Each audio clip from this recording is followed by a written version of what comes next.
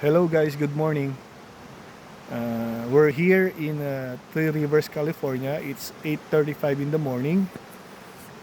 Malapit po siya sa Sequoia National Park.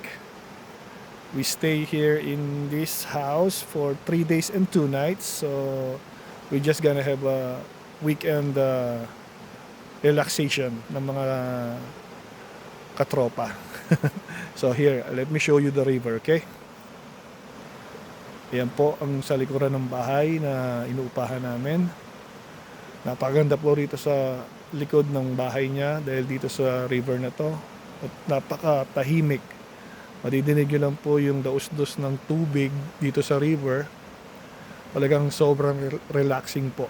So, if you really love nature, for me, one of the best place to stay. Napakatahimik ho. Okay guys, thank you.